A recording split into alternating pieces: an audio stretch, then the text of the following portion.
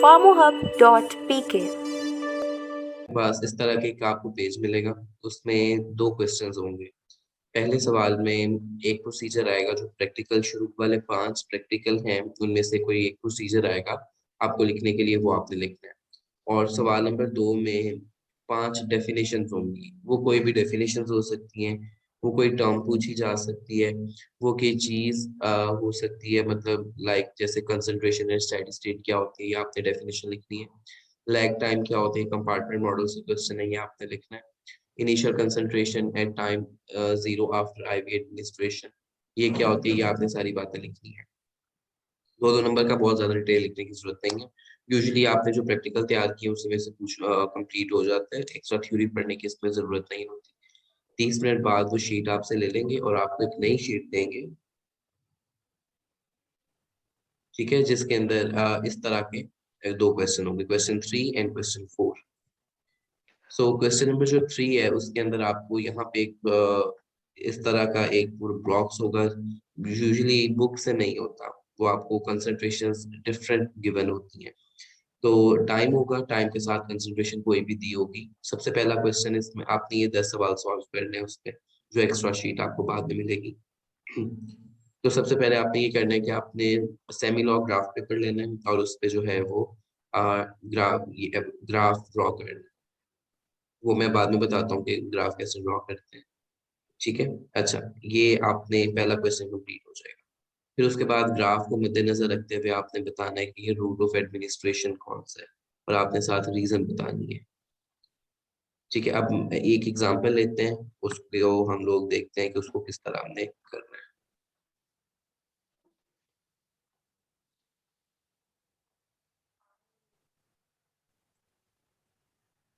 ये आपको नजर आ रही है नोटबुक?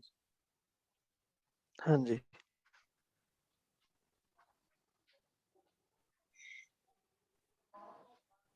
इसमें बड़ा बड़ा बहुत है। एक मिनट में करता हूँ।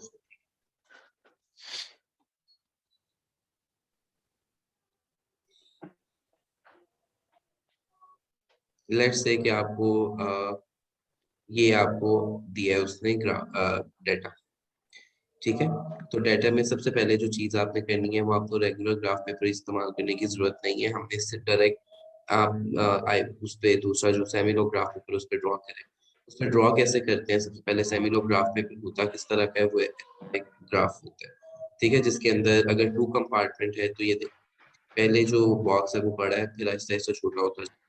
Same goes with the second cycle, पहला बॉक्स बड़ा और आगे छोटा होता जा रहा है। इसमें जो एक्स एक्सिस और वाई एक्सिस है उसमें थोड़ा सा डिफरेंस होता है। एक्स एक्सिस पे यूजुअली कोई डिफरेंस नहीं आता, जिस तरह हम लोग रेगुलर पेपर पे काम करते हैं एक्स एक्सिस पे, यहाँ पे वैसे ही काम होता है। जबकि वाई एक्सिस पे हम लोग कभी भी जीरो नहीं लेते, क्योंकि जो एक साइकिल होता है that is usually the multiple of 10। तो अगर आप यहाँ पे 1 ले रहे हैं तो यहाँ पे 10 आएगा, और इसका मल्टीपल ऑफ 10 का होगा 100। तो दूसरे पे हम लोग जो नंबरिंग करेंगे वो यूजुअली 100 वाली, ठीक हो गया। अब अगर आपने यहाँ 0.1 लिया है, मनीष भाई ये दोबारा बता देंगे स्केल स्केल कैसे सेट किया? मैं स्केल भी बताता हूँ कैसे सेट किया। अभी मैं आपको ये बता रहा हूँ कि आपने वाई एक्सिस को देखना कैसे है, अभी मैं बताता हूँ उसको क्या किया आपने। अच्छा, एक्स एक्सिस पे मैंने बताया कि आप 0 से स्टार्ट कर सकते हैं, इसमें कोई मसला नहीं है, लेकिन वाई एक्सिस पे कभी भी 0 नहीं लेना। वाई एक्सिस पे क्यों 0 नहीं लेना, क्योंकि जो एक साइकिल होता है सेमिलोग्राफ पेपर का, that is usually the multiple of 10। अगर आप 0 का को 10 से मल्टीप्लाई करें तो वो 0 ही आएगा, तो वो हम लोग इस पे काम नहीं कर सकते उस तरह। तो अगर लेट से मैंने यहाँ पे 1 लिया है तो after 1 cycle this will be 10, और जब इसी के ऊपर मैं दूसरा ड्रॉ करूंगा तो डेट विल बी 100, क्योंकि 10 का मल्टीपल ऑफ 10 इज 100, और अगर तीसरा होगा ये 1000 हो जाएगा। इसी तरह अगर आपने यहाँ पे 0.1 लिया है तो उसका मल्टीपल ऑफ 10 यहाँ पे 1 होगा, और 1 का ऊपर जब जाएंगे तो वो 10 होगा। 10 होगा। इट डिपेंड्स ऑन आपका ग्राफ किस तरह का है। अब आप ये देखें, टाइम सिंपली आपने सबसे पहले नंबर ऑफ बॉक्सेस गिनने के, आपके पास कितने नंबर ऑफ बॉक्सेस गिवन है, 1 2 3 4 5 6 7 है मेरे पास, सही।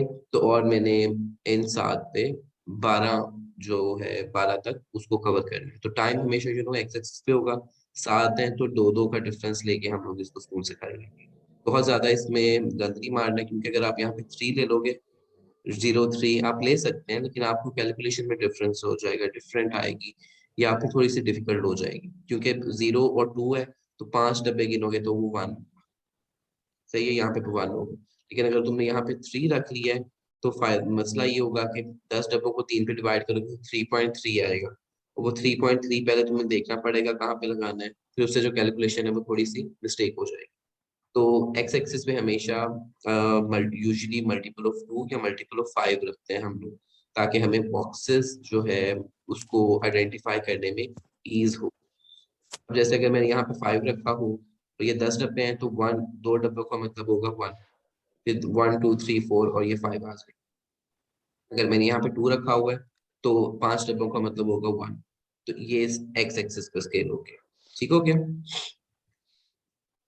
इट विल डिपेंड ऑन के टाइम के। अगर अब मैं आपको इस पे बताऊं, जो ये एक खाका सा है, तो 0.5 से 36 है, तो इसको हम लोग जो है वो 5 5 के डिफरेंस से ले सकते हैं। 6 डब्बे हैं, 5 6 30 हो जाएगा, या अगर 30 नहीं तो आप 10 10 के डिफरेंस से ले, इससे कोई फर्क नहीं पड़ता। It will again depend on कि आपका ग्राफ जो है वो कितने बॉक्सेस वाला है, ठीक है। उसके बाद हम लोगों ने क्या करना है, ये कंसंट्रेशंस देखनी है हमारी कि मैक्सिमम और मिनिमम क्या है। मैक्सिमम और मिनिमम के लिहाज से हम लोग जो है वो अपना वाई एक्सिस पे स्केल सेट करते हैं। अब इसमें इस ग्राफ में अगर आप देखें तो सबसे ज्यादा ये है और सबसे कम 3 है, तो मतलब कि अगर हम लोग 1 के डिफरेंस से लें, सेमी लॉग लेना है, इस बात का ध्यान रखना है हमने। तो 2 साइकिल के ऊपर ये 100 तक बात पहुंच जाएगी, जिसका मतलब ये है कि हमारा 3 भी कवर हो जाएगा और 22.3 भी कवर हो जाएगा। तो मैंने सेमिलो ग्राफ पेपर 1 के हिसाब से सेट कर लिया कि 1 टू ये आ गया 10 और 10 टू 100, ये हो गया। मतलब अब सारी वैल्यूज इसके अंदर पूरी हो जाएंगी। जब वैल्यूज पूरी हो जाएंगी तो बस 1 के अगेंस्ट जो है वो निशान लगाते जाएं सारे। ये तो मेरा ख्याल है सबको पता ही होगा कि ये किस तरह जो है वो मार्क करते हैं। मार्क करने के बाद अब हम लोगों ने यार आवाज नहीं आ रही बीच में दो तीन बच्चों को। उनका मेरा ख्याल है माइक कनेक्ट नहीं होगा, यहाँ से कोई प्रॉब्लम नहीं है फिलहाल। अच्छा मनीष भाई जरा ये दोबारा बताएं कि आपने कहा कि जब हमने वाई एक्सिस को सेट करना है तो हमने सबसे छोटी रकम को देखना है, सबसे बड़ी रकम को देखना है और उसके हाँ जी, मुताबिक क्योंकि करना है। आपने उसके अंदर जो है वो अपनी वैल्यूज पुट करके आपने इस पे काम भी करना है अभी। ये हाँ तो फॉर बिल्कुल एग्जांपल सिंपल जो ग्राफ। 22 हमने देखा कि सबसे बड़ी 22 थी, तो हम्म। उसके लिए हमें 100 वाला स्किल सेट करना पड़ेगा, ऐसे ही हाँ है। जी। मतलब फिर हम 1 से शुरू करेंगे तो 10 तक जाएंगे, फिर 10 का मल्टीपल 10 होगा तो वो 100 हो जाएगा। जी। इस तरह स्केल ऐसे सेट करते हैं। जी, इसी तरह सेट करते हैं। ठीक हो गया। अच्छा, अब जब ये मार्क आपने लगा लेने हैं, तो सबसे जो इम्पोर्टेंट चीज है हमारे पास वो होती है best fit line. Best fit line का मतलब ये नहीं है कि आपने सारे डॉट्स को मिलाने की कोशिश करनी है। बेस्ट फिट लाइन का मतलब ये होता है कि मैक्सिमम आपके डॉट्स मिल रहे हो, लेकिन अगर कुछ थोड़ा सा ऊपर नीचे भी है तो इट डजेंट मैटर। जैसे इस ग्राफ के अंदर एक ये वाला और एक ये वाला इसके साथ नहीं आ, लेकिन जो आपकी लाइन है वो सीधी होनी चाहिए, ठीक है। अच्छा तो इसमें कितने डॉट्स पास करने चाहिए, 2 से 3? It doesn't matter, best fit line 3 से ज्यादा हो जाए, मतलब आपने कोशिश करनी है कि ज्यादा से ज्यादा पास हो जाए, क्योंकि डाटा हम लोग ठीक मार्क करते हुए गलती करते हैं समटाइम। डाटा चूंकि ये रियलिस्टिक मॉडल्स हैं, तो इनमें डाटा हमारी मर्जी के मुताबिक नहीं आता। सो बेस्ट फिट लाइन इसको हम लोग बोलते हैं। इसमें मैक्सिमम कितने होते हैं ये बात जो है वो नहीं पता होती है हमें, ठीक हो गया। आवाज नहीं आ रही अब्दुल हमीद टू एवरीवन, ये इनको बता दें कि कैसे ये आवाज यार नहीं है। ये आप लोगों ये ने कि अपना माइक देखना है कि आप लोगों का माइक कनेक्टेड है या नहीं। यहाँ अगर आप लोगों को दो को भी आवाज आ रही है, इसका मतलब तो यही है ना कि यहाँ से मेरी तरफ से कोई इशू नहीं है। देखो अपना माइक ऑन करे, माइक ऑन ना करे तो अपना ऑडियो कनेक्ट करे। अच्छा मुनीब भाई फिर हमें कैसे पता चलेगा ये फर्स्ट कंपार्टमेंट है, सेकंड है मैं और बताता हूँ सारा इसमें कुछ, पार्ट है? पहले ये तो देख लो कि करना क्या है उसका। ठीक अब है। ये देखें, लेट्स से अब आपके पास जो नेक्स्ट सेट है ना, वो कुछ इस तरह का है, 5 to 50, ठीक है, तो मैंने एक्स एक्सिस पे क्या किया, मैंने इसको 10 के डिफरेंस से ले लिया क्योंकि मेरे पास नंबर ऑफ बॉक्सेस थोड़े थे। मैं 5-5 के डिफरेंस लेता हूँ बड़ा लंबा चला जाता, तो मैंने एक्स एक्सिस पे 10 का डिफरेंस ले लिया। इसी तरह अगर मैं ये देखूं,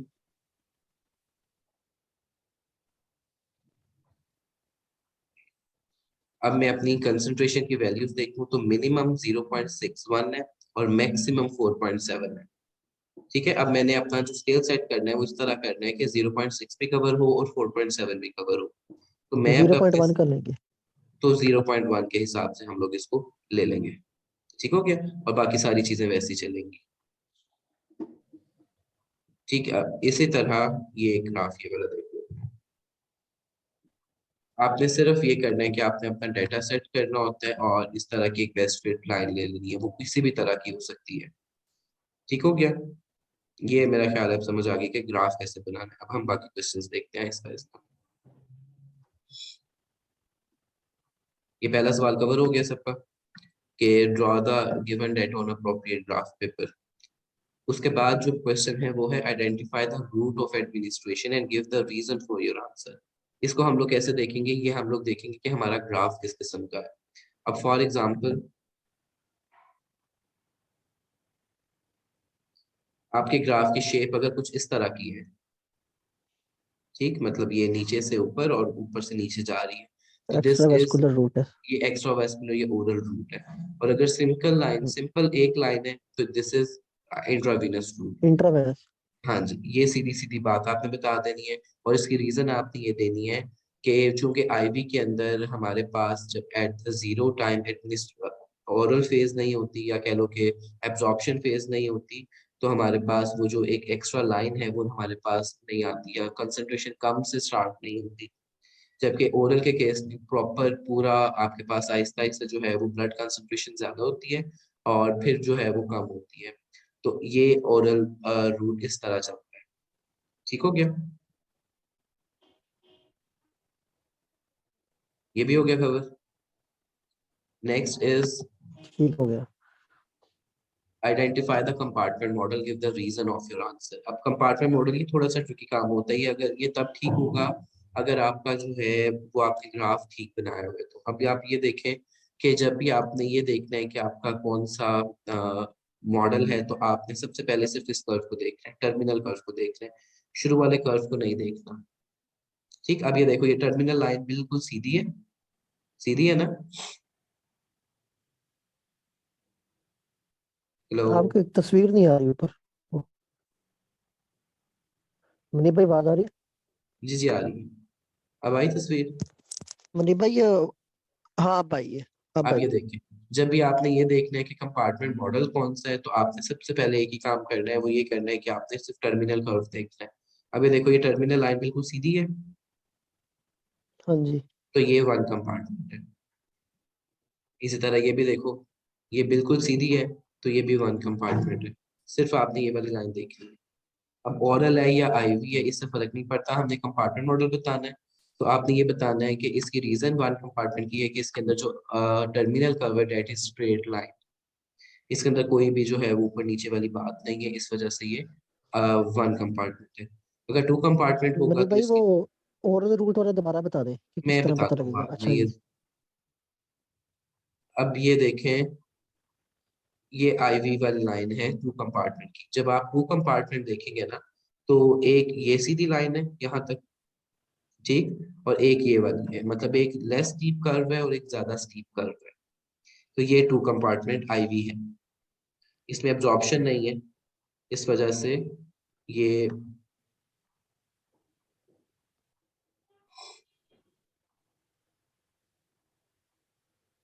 ठीक है, इसमें चूंकि एब्जॉर्प्शन नहीं है, तो इस वजह से ये वाला एब्जॉर्प्शन अगर होता तो वो इस तरह का ग्राफ होता ही है। ठीक है, कि ये आपका एब्जॉर्प्शन हम्म। फेज, ये आपका पहला स्टीप कर्व और ये दूसरा स्टीप कर्व। तो इससे पता चलेगा आपको कि ये हमारे पास टू कंपार्टमेंट है। आईवी के केस में इस तरह होगा, या ये जैसे जो भी ये दिखाएंगे, देखो, वन एंड देन ये टू।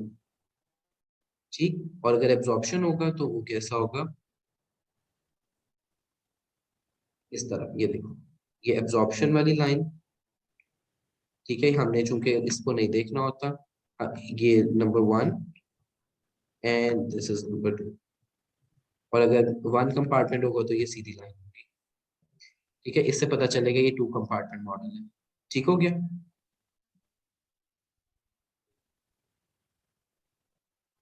समझ आ गई? ठीक हो गया। ये मतलब डाटा पहले ड्रा करना पड़ेगा, ड्रा करने के जी, बाद हम ड्रॉ इसमें करेंगे वैल्यूज तो जोड़ बाकी सकते हैं। सवालों के जवाब इजी होते जाएंगे आपके लिए। ये भी हो गया कि आइडेंटिफाई द कंपार्टमेंट मॉडल। अब बाकी सारी चीजें हैं कि आपने अगर कोई ये याद किया हुआ है। ये मॉडल आपने बताया। मुझे समझ नहीं आई क्या कहा आपने। तो सामा लिख लेना। नहीं भाई, जो आपने आइडेंटिफाई द कंपार्टमेंट मॉडल बताया ना, ये थोड़ा एक दफा रिपीट कर दें। अच्छा जी,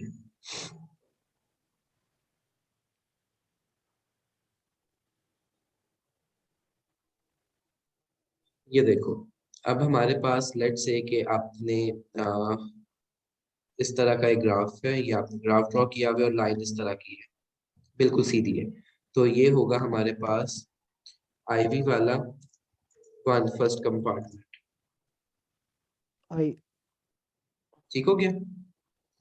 इसी तरह अगर आपके पास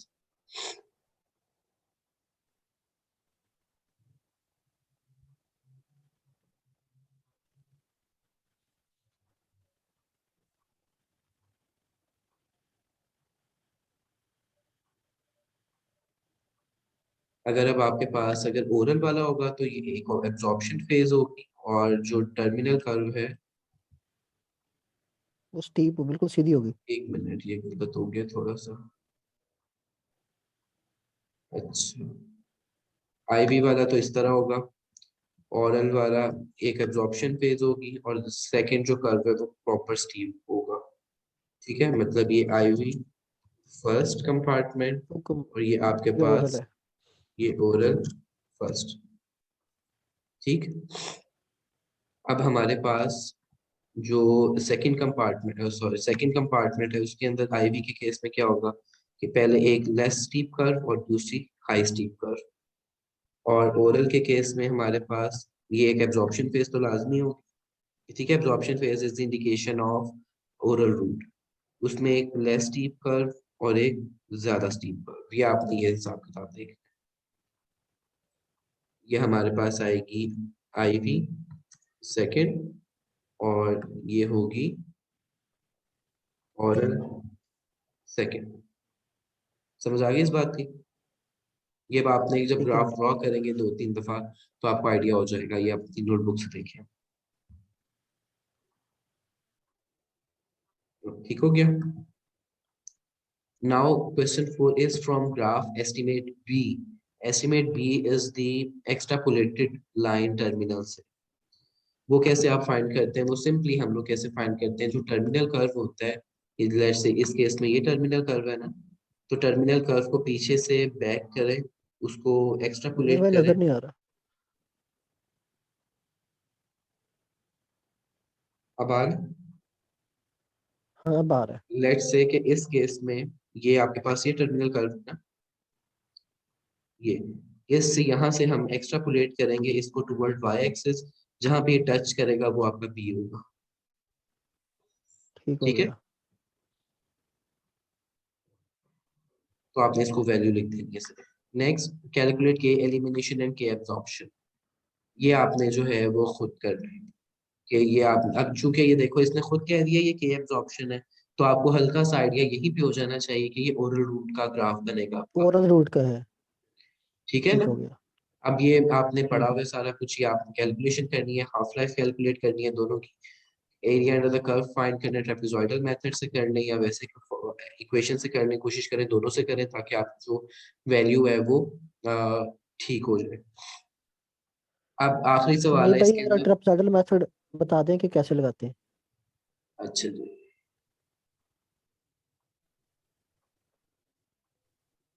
अच्छा, तो लेट्स से कि ये आपका कोई ग्राफ है,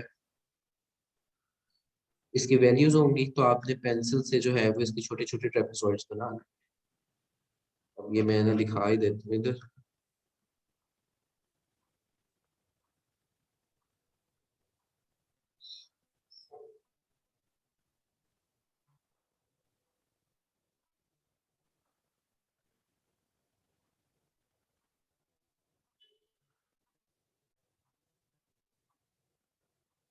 ये देखो, इसमें ट्रेपेजॉइडल मेथड से नहीं किया, ये इक्वेशन से किया है। ट्रेपेजॉइडल मेथड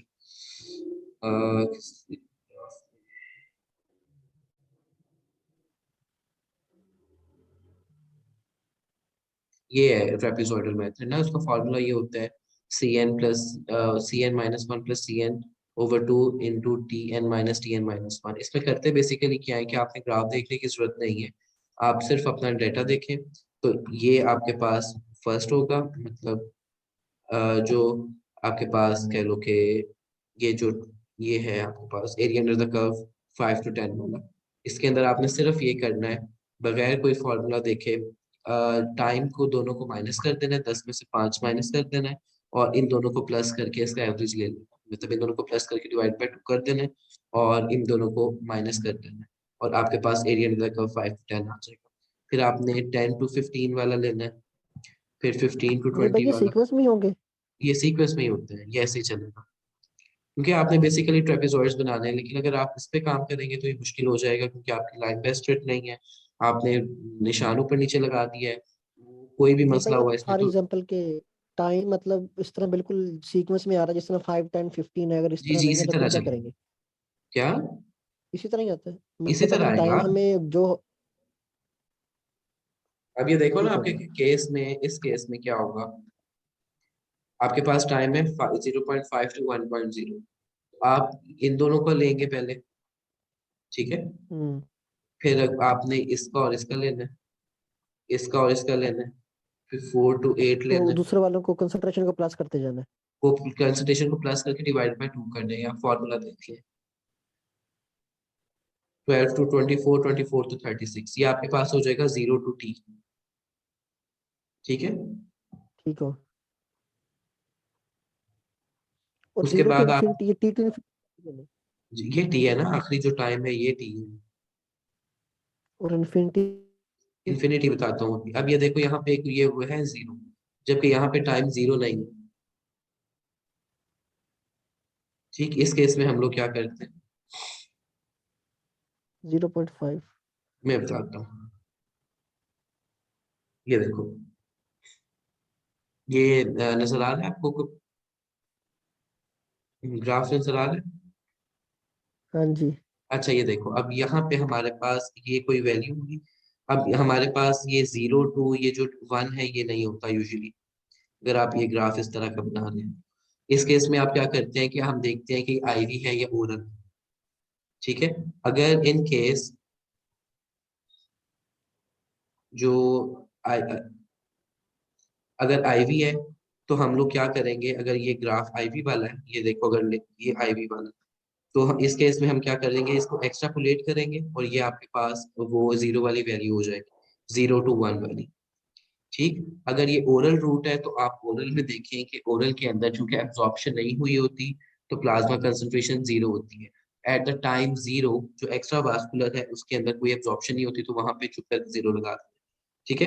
अब 5 to 10 तो आपको पता है, लेकिन 0 to 5 कैसे लेंगे वो आप ये देखेंगे कि वो आईवी वाला है या ईवी वाला है। अगर आईवी वाला है तो हम लोग मैक्सिमम जो कंसंट्रेशन होगी वो लगाएंगे, अगर ओरल रूट वाला है तो यहाँ पे 0 लगेगा। नहीं भाई इसकी समझ नहीं आई, दोबारा ये एक्सप्लेन करने का। ये देखें कि आपने अपने जो ग्राफ्स हैं यहाँ से लेकर यहाँ तक तो आपने सारा कर लिया। नहीं वो शुरू से बता दें कि मैं 0.5 बताता आया हूँ, हुआ है जहाँ पे। ये देखो ना, यहाँ से लेकर तो यहाँ तक आपने सारे ट्रेपेजॉइडल मेथड से कर लिए। अब हाँ जी। मसला आ जाता है यहाँ पे, इस रीजन का क्या करें, क्योंकि 0 कंसंट्रेशन आपको दी नहीं होती यूजुअली। ये देखो, ये 0 नहीं है, 0 to 0.5 भी तो फाइंड करना ना, वो नहीं है आपके पास। ठीक है। अब 0 के ऊपर क्या लगेगा, 0 के ऊपर क्या लगेगा, 0 की वैल्यू क्या होगी, ये डिपेंड करता है हमारे पास कि जो रीजन है वो आईवी वाला है या ईवी वाला है। अगर वो आईवी है, मतलब इंट्रावीनस है, तो आप जैसे दवाई देंगे तो क्या होगा, फौरन से पहले वो एब्जॉर्ब हो जाएगी, मतलब एब्जॉर्ब नहीं होगी, वो ब्लड में पहुंच जाएगी। तो आपको मैक्सिमम हम्म। वैल्यू मिलती है एट टाइम 0। तो आपने एक्स्ट्रापोलेशन करके ये अगर आईवी वाला ग्राफ है तो यहाँ पे 5 लगा देना है, या जो भी आपकी वैल्यू होगी एक्स्ट्रापोलेशन के बाद। अगर ओरल वाला है तो यहाँ पे 0 लगेगा, क्योंकि एट टाइम 0 एब्जॉर्प्शन हुई नहीं होती। अब नहीं चूंकि जो ये मर्जी वैल्यू हो, मगर हमने आईवी में 5 लगा देना है। नहीं भाई, उसको एक्स्ट्रापोलेट करके लगाना है। ठीक ठीक ठीक, जो एक्स्ट्रा प्लेट होगा हाँ, जहां पे अब ये जाके देखो टच होगा चूंकि ये वो वाली वैल्यू। एब्जॉर्प्शन वाला है, इसके अंदर एब्जॉर्प्शन का जिक्र आया तो यहाँ पे 0 लगेगा, 0 to 0.5 के अंदर, क्योंकि यहाँ पे एब्जॉर्प्शन हुई नहीं होगी ठीक। उसको।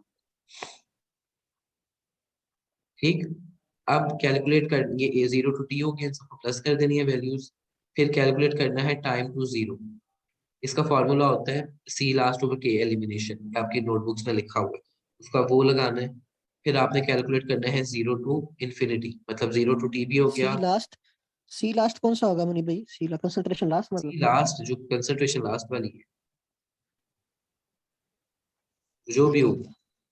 ठीक है, अब 0 to t हो गया, t to ∞ हो गया, इन दोनों को प्लस कर दें तो आपके पास ये आ जाएगा, और इसका फॉर्मूला भी होता है, वो इस वक्त मेरे जहन में नहीं है, वो आपके किसी प्रैक्टिकल में लिखा होगा। ठीक है। अब आखिरी जो इसके अच्छा अंदर मनी भाई पार्ट थोड़ा है। सा मनी मनी भाई मैं थोड़ा सा बता दूं, अगर आप बुरा ना माने। जी जी। आपने कहा कि जिस तरह हमें अब यहाँ पे जीरो की वैल्यू नहीं दी हुई, ठीक है, 0.5 डायरेक्ट, तो इसके हाँ ऊपर जी। जीरो भी है। अगर अब्जॉर्प्शन होगा तो फिर तो जीरो आएगा, क्योंकि जीरो जी से शुरू हुई है अब्जॉर्प्शन। अगर आईवी रूट होगा तो फिर हम उसको एक्स्ट्रा प्लेट करेंगे, जहां पे जाके टच करेगा वो वाली वैल्यू ले लेंगे। एग्जैक्टली। हाँ जी, यही बात है बिल्कुल। एक्चुअली ना जरा ये मीट पे टाइम जरा शॉर्ट होता है, 5 मिनट का रह गया है वो बंद होने में, तो जरा इसको जरा जल्दी से देख लो। ये जो आखिरी सवाल है ना, what order of kinetics is followed by residual and terminal curve, इसमें आपने बताना है कि फर्स्ट ऑर्डर काइनेटिक्स है। ठीक है, जीरो ऑर्डर वाला पेपर में नहीं आता यूजुअली। नेक्स्ट है क्वेश्चन नंबर 4। हम्म, इसके अंदर भी यही होगा। अब चूंकि इसमें उसने ऑलरेडी के एलिमिनेशन दिया है, तो आपको हल्का सा आइडिया हो जाना चाहिए कि ये आईवी वाला हो सकता है। सारा काम आपने सेम करना है, पहले 3 4 ये यहाँ तक तो सारा सेम रहेगा। ठीक है। आखिरी जो पार्ट है वो ये है कि calculate absolute bioavailability. Absolute bioavailability का फॉर्मूला होता है, जो आपने कंसंट्रेशन निकाली है, area under the curve, IV oral over IV या आईवी ओवर ओरल, मेरे जहन में इस वक्त एग्जैक्ट नहीं है कि क्या फॉर्मूला होता है। तो आपने ऊपर वाले से एक एरिया अंडर द कर्व निकाला हुआ है, आपने इस वाले सवाल से एरिया अंडर द कर्व निकालना है, और आपने उन दोनों को डिवाइड कर देना है, और आपके पास एब्सोलूट बायोअवेलेबिलिटी आ जाएगी। बाकी सारी चीजें इसके अंदर सेम रहेंगी। एक ग्राफ आईवी वाला होगा, एक ओरल वाला होगा। ओरल बाय आईवी आता है।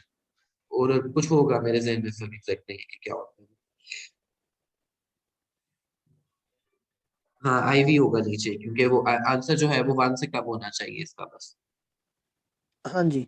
अच्छा मनी भाई, ये तो रेजिडुअल मेथड अगर बता दें आप तो जल्दी जल्दी में, कैसे लगाना है?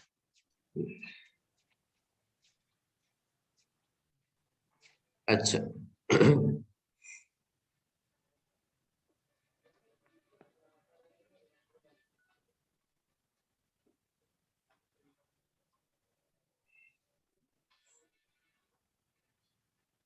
रेजिडुअल, अच्छा ये रहा रेजिडुअल मेथड। रेजिडुअल मेथड क्या होता है कि आप ओरल के केस में होता है सबसे पहली बात, क्योंकि ओरल के केस में क्या होता है कि हमारे पास जैसे जैसे एब्जॉर्प्शन हो रही होती है ना, उसी टाइम एलिमिनेशन भी स्टार्ट हो रही होती है साथ साथ। तो आपने क्या करना होता है इसमें कि ये देखिए ओरिजिनल पॉइंट्स है ये ओरल वाले, इसी के कॉरेस्पॉन्डिंग आपने ये आईवी वाले को एक्सट्रापुलेट करके इसके कॉरेस्पॉन्डिंग ई ओ वन के कॉरेस्पॉन्डिंग ई वन ले लेना है, ओ टू के कॉरेस्पॉन्डिंग ई टू ले लेना है, ओ थ्री के कॉरेस्पॉन्डिंग ई थ्री ले लेना है, ओ फोर के कॉरेस्पॉन्डिंग ई फोर ले लेना है। ठीक, अब ई वन और ओ वन को माइनस करना है, और आपके पास आर वन रेजिडुअल वन आ जाएगा। सिमिलरली ई टू और ओ टू को माइनस करना है, आर टू आ जाएगा, आर थ्री आर फोर, और आपने ये वाली एक लाइन निकाल लेनी है। ये आपका रेजिडुअल कर्व होता है, जो बेसिकली एब्जॉर्प्शन का होता है। अब सवाल ये आता है कि इसको लेने की जरूरत क्या है। वो इसलिए कि जैसे जैसे एब्जॉर्प्शन होती है बॉडी से एलिमिनेशन स्टार्ट हो जाती है, लेकिन थोड़ी होती है। तो ये जो कर्व है बेसिकली ये आपके पास कह लो कि वो भी है, एब्जॉर्प्शन भी और एलिमिनेशन भी है। इसमें से एलिमिनेशन को माइनस करने के लिए हम लोग रेसिडुअल कर्व लगाते हैं। ठीक है। तो जब भी आपने एब्जॉर्प्शन के लिए के एब्जॉर्प्शन लेना है, तो आपने ये वाला कर्व इस्तेमाल करना होता है। ये इतनी सी बात थी बस। अब किसी का सवाल है ठीक। कोई? और उसमें सेकंड पार्ट में, सेकंड कंपार्टमेंट के आईवी में भी जो लगता है ना रेसिडुअल? नहीं नहीं, आई हाँ उसमें लग सकता है, उसमें लग सकता है, क्योंकि उसमें डिस्ट्रीब्यूशन हो रही होती है ना, डिस्ट्रीब्यूशन कर्व होती है ना वो डिस्ट्रीब्यूशन कर्व होती है। For any queries, join us on our social media sites.